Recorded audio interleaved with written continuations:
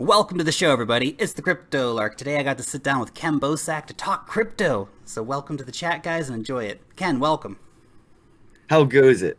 Awesome for sure. Now, the first thing I want to do before we get into our chat, you have got cryptocurrency tattoos. Can you show them to everybody? I think people are going to love this.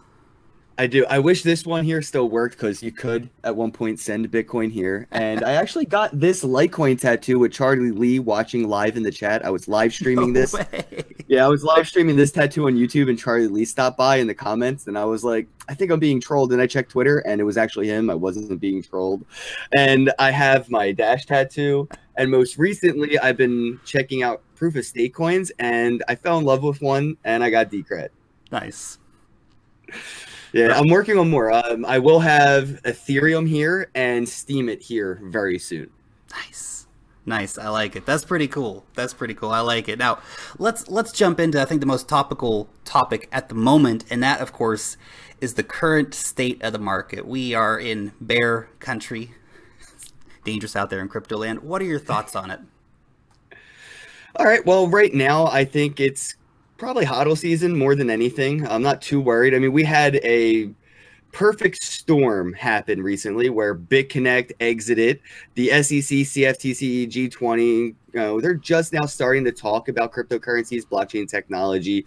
We're not sure where the American government sits on ICOs. The SEC brought it up in that meeting 181 times, and the CFTC only brought it up once. So it's like, whoa, ICO. So that perfect storm combination is creating FOMO and FUD at an equal level where we're seeing like, that I want to buy it, I got to sell it. I want to buy it, I got to sell it happen because people don't quite understand, legally where this currency will go. They're not worried about the technology. Most people that are gotten into this were into it for a long term in general. Most people didn't get into Bitcoin right now recently for a weak profit. This is long-term investments, but the fact that regulations are just starting to be talked about are making people consider that shorter period gray zone where we don't know what will happen. And that's where we're at right now. I think we're looking at a slingshot effect where Bitcoin's going to pull down so low that there's no choice. Everybody that's been spectating will jump in and that price will get to that low point and just take right back off to a brand new all-time high. Glass ceilings were made to be shattered, and that's what we're staring up at right now in crypto. That's an interesting perspective. I think for a lot of the people who are the long-term holders, none of this really bothers us. We just, market's down, market's up, whatever. 30% off for the month. Give me the discounts. But a lot of people have become involved in cryptocurrency recently. What would you say to somebody who, bought the top back in December or bought, really high in January?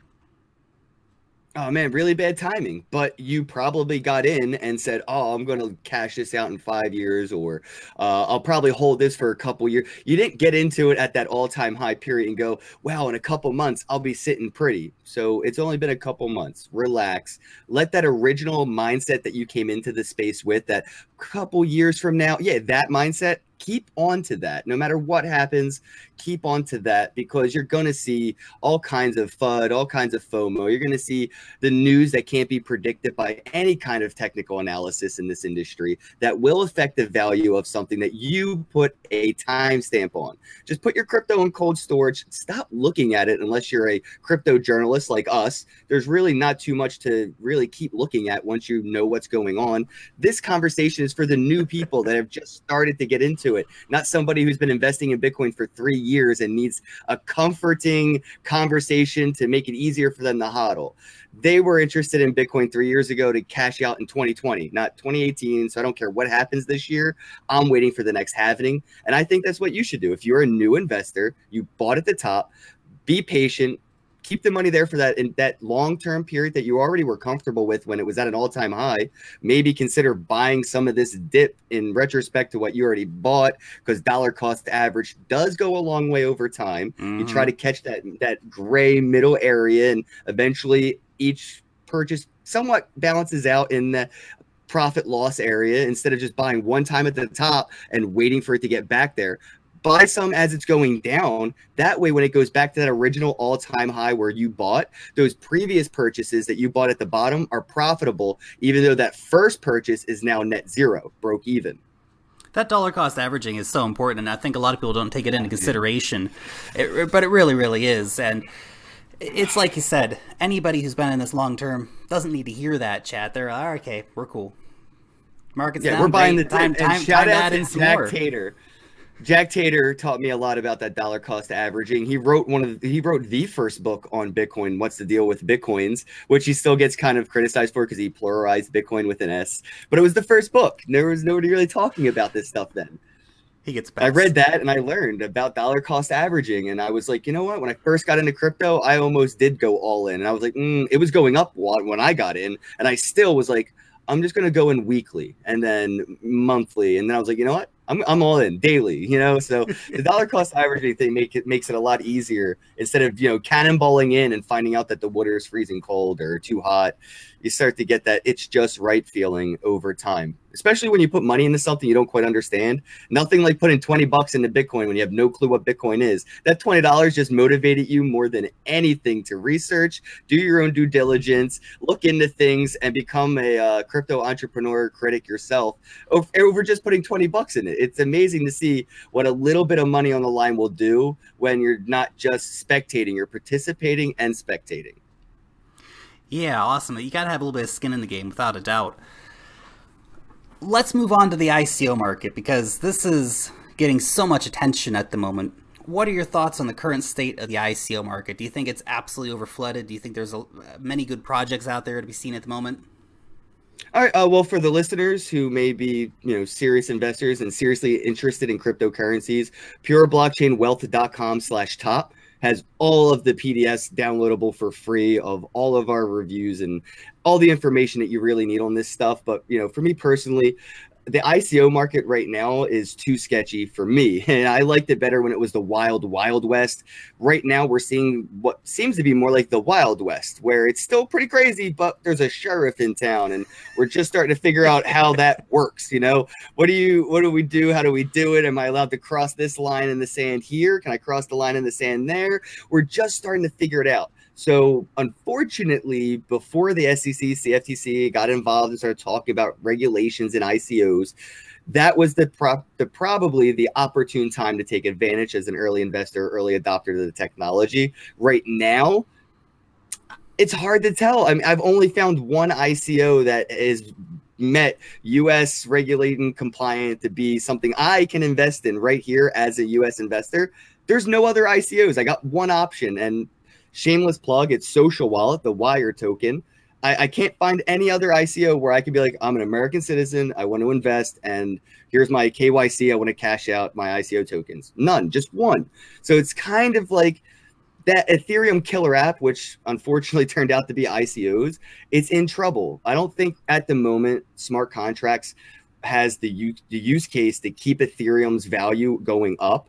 And until we figure out what's going on with ICOs in the regulation sense, because institutional investors aren't going to be moving in that large capital, $100,000 to $1 million into an ICO, when they don't know where they're going to stand as an investor in 6 months to a year. Are they going to be considered criminals that were compliant in some kind of illicit, money laundering scheme? I mean, look at recently, Floyd Mayweather got in trouble. We got Steven Seagal got subpoenaed from the state of New Jersey to stop shilling Bitcoin to Gen. I mean, so we have a lot to consider when it comes to thinking about ICOs. We don't know if we're allowed to do this, but being allowed to is not something me and you as individuals have to worry about. This is something for institutions to worry about. Yeah. So if you're an individual, maybe do what you can to get around those barriers to entry and get in an ICO if you like it. If you did your due diligence and you feel like your government is halting you from growing farther as a person financially because of these borders to entry, you can get around them right now. I'm not saying you should, but I'm saying you can.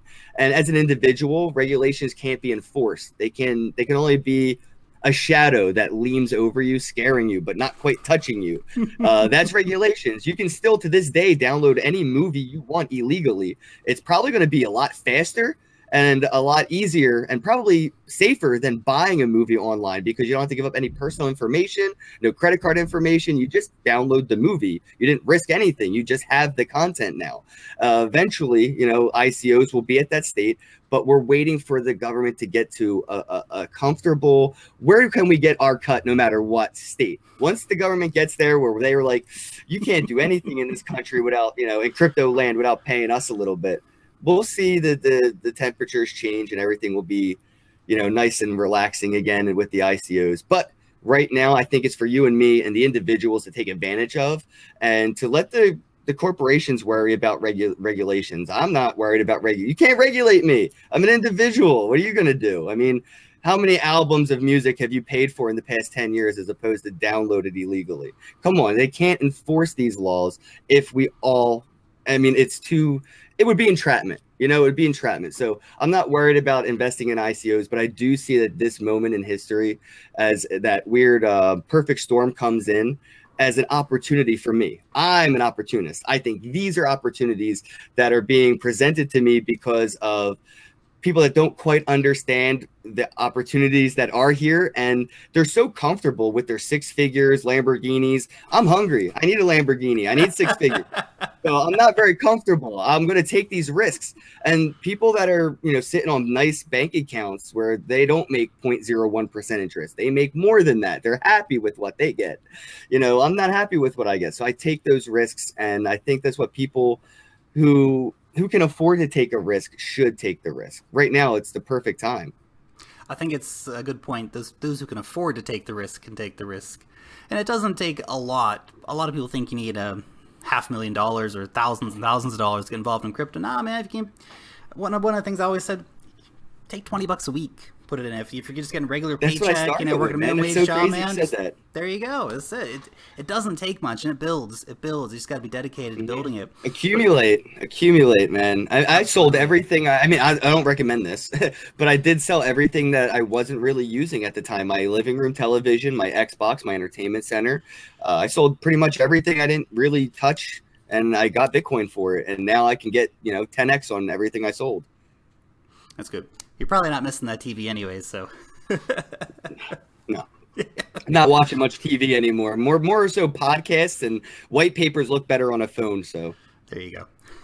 Now, you actually hit on a really interesting points on the ICO market, too. It's really interesting, is like here in New Zealand, we've only been excluded from a couple ICOs in particular, but Lucky. You guys in the US get excluded from like 95% of them. Well, yes. Most of them. And especially the really, really good ones almost always exclude U.S. citizens. And of course, as a message to everyone from the U.S. watching, you guys can always pick it up on the exchange later, but you miss out on that early pre-sale bonus and all this stuff, and that's kind of where the juice is. Mm-hmm.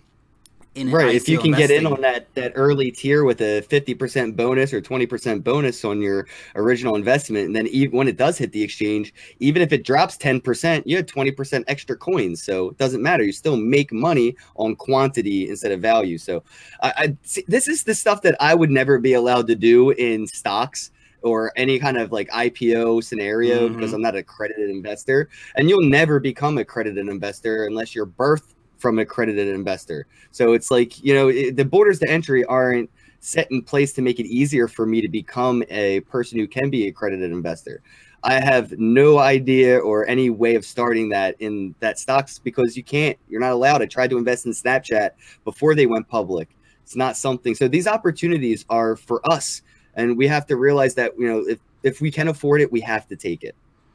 That's it. Crypto definitely offers regular people more so than anyone that chance to actually get involved and buy in and take advantage of the market. The VC firms, they're accredited, and you can see a lot of ICOs now are getting far enough along where the really serious ones get it to the point where, yes, accredited investors can invest in the US, because there's a lot of that VC money flooding into the best ICOs, and some of the best ICOs never even go to ICO. They just sell out to the VC firms in advance, or they might do, we're giving away 2% of our tokens to a public sale just for advertising purposes, and that's not very good practices, of course, by any means. I want to move on to platforms. What do you see as being some of the top platforms at the moment? Which one is perhaps catching your interest the most?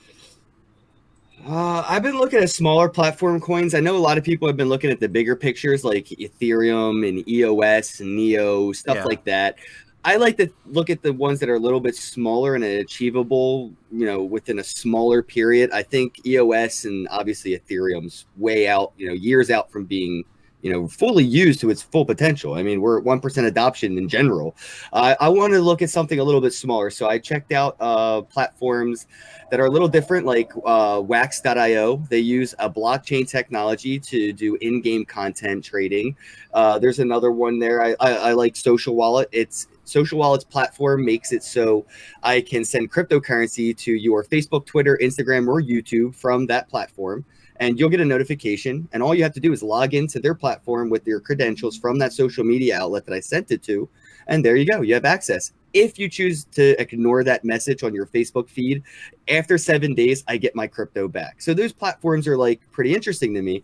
And then I've been checking out one most recently. I don't know your audience very well. Mine's a little crazy. So I've been checking out Spank Chain, where they're putting adult content on the blockchain. And I really think that, that technology that they're using for their live streaming and all that, it's just so next level when you think of centralized authorities doing, the cam sites, or the risks that you have as a gamer when you send somebody your in-game content over a network and you never get paid, or they do a chargeback after you already sent them the in-game content. Or if you wanted to send a celebrity Bitcoin, like me personally, I've been trying to give Little Dicky a whole Bitcoin for like 2 years. He just ignores me on Twitter. I could use Social Wallet to send him a cryptocurrency and he'll just get the notification. You already own it. You don't have to make a wallet, just log in. And he can log in with his Twitter account and claim his Bitcoin. Those are the platforms that excite me. Something that's a little bit closer to being applied in real life that actually are going to change the industries they're in day one out of the gate. And I'm not really big on, potato chips on the blockchain, trying to track my HERS potato chip bag back to the farm it came from. But I do think there is something there with tracking meat on the blockchain for people that really care about, their diet. You have people that spend a lot of extra money going to Whole Foods. They might want to spend a little even more extra to make sure that tomato came from a local farm, not somewhere else, I guess. But I look at those platforms that are going to be achieved, what I think, within a year or two, not 10. The EOS is very far out. Ethereum's, in my opinion, maybe even farther. We're talking about replacing senators, politicians, doctors, lawyers, everybody with smart contracts. It's going to take a long time. Every Fortune 500 company still uses a fax machine today. So I'm not like, oh, we're just going to flip a switch and everyone's going to go smart contracts.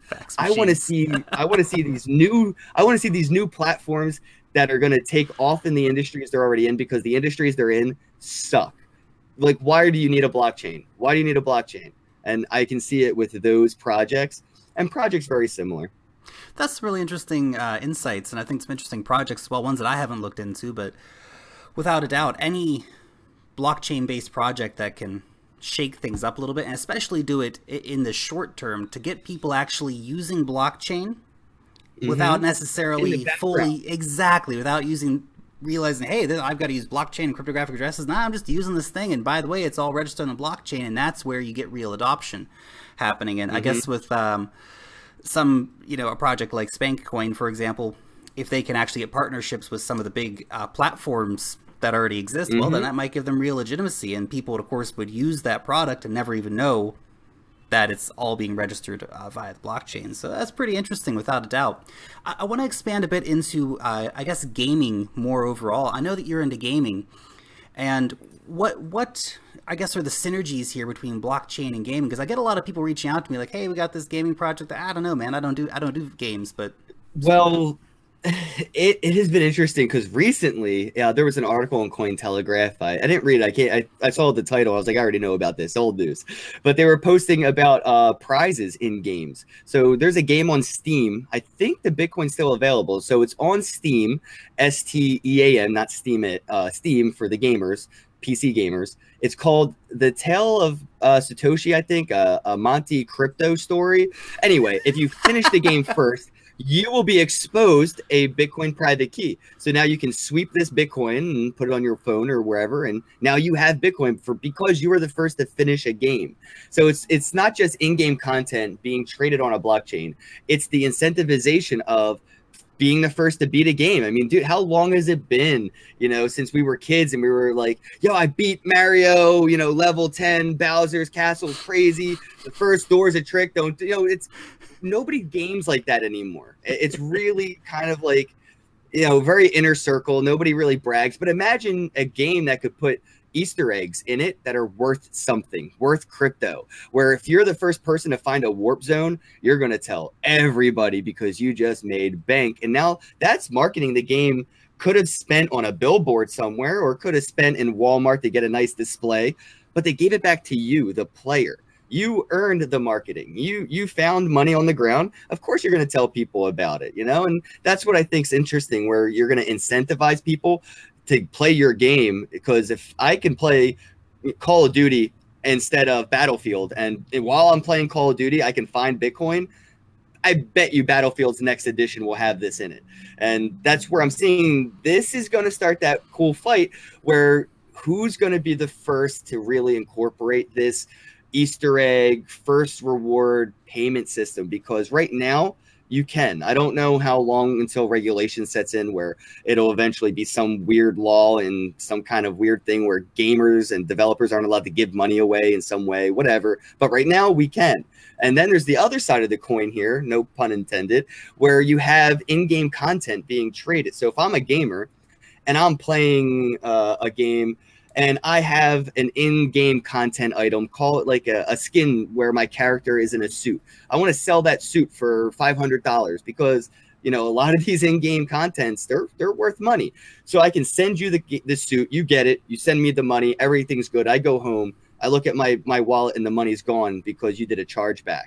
Or I get the money and I never actually sent you the suit. So there's that trust issue that, sort of like, if we're not friends in real life, you probably wouldn't want to trust me with sending me in-game content over the internet, very sketchy. If you were to involve a blockchain, which is, a open ledger, public, it makes trust possible on the internet. Nobody trusts the internet. Blockchain was the missing link. It's trust on the internet.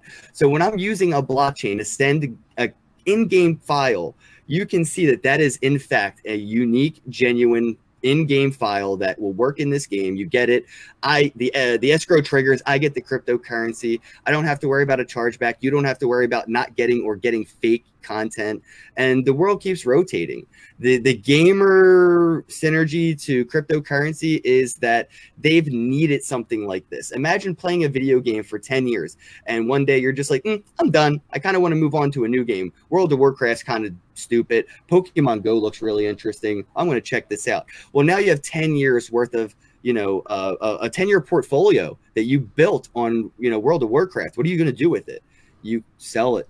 You got to transfer that in-game digital content to get money. It's not easy. That is very hard to do.